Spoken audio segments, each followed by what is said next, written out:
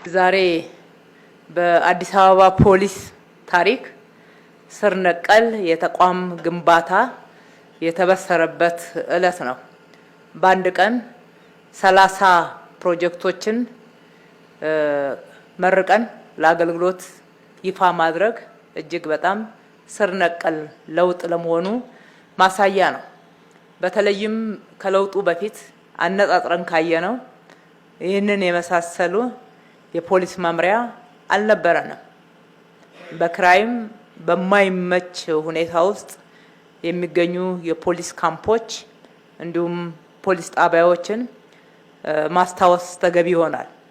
ዛሬም ሁሉንም ገንብተን አጠናቀናል ባንልም እንኳን ከለውጡ ወዲህ አጠቃላይ ከክፍለ ከተሞቻችን 7ቱን ደረጃቸውን የጠበቀ የፖሊስ መምሪያ እንዲኖራቸው ማድረግ ችለናል። በርካታ ፖሊስ ጣቢያዎች ኮሚኒቲ ፖሊሲንግ በየስፍራው ተገንብተዋል። በዛሬው ላይ የእሳትና አደጋ ስጋት መከላከልንም ስንጨምር በቂርቆስም ሆነ በንፋስ ስልክ ክፍለ ከተማ የመረቅናቸው በዚህ ደረጃ አስቀድሞ እየተገነባ ወደ ሕዝብ አገልግሎታችን ተደራሽ እንዲሆን የተደረገበትን ሁኔታ አናገኝም።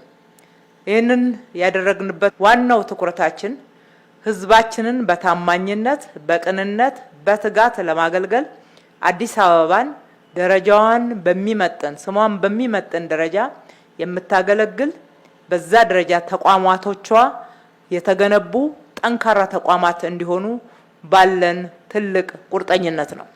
በአጠቃላይ እነኚህ ዛሬ ለሕዝብ ተደራሽ እንዲሆኑ ቅርብ እንዲሆኑ አገልግሎታቸው ፈጣንና ጥራት ያለው እንዲሆን የምንፈልጋቸው ቅድሚያ የሰጠናቸው ተቋማት በዚህ ደረጃ መደራጀታቸውና ለአገልግሎት መስጫ ምቹ ስፍራ ማግኘታቸው በፖሊስ አንጻር ስናየው ወንጀልን ለመከላከል ከእሳትና አደጋ ስጋት መከላከል አንጻር ደግሞ ስናየው በየትኛውም አካባቢ የሚደርስ የእሳት የድንገተኛ አደጋ በሰውም ላይ ሆነ በንብረት ላይ ከፍተኛ አደጋ ሳያደርስ በፍጥነት ለመቆጣጠር የሚያስችለን ተደራሽ የሆነ ፈጣን የሆነ ቀልጣፋ የሆነ አገልግሎት ለመስጠት ያስችለን ዘንድ ነው።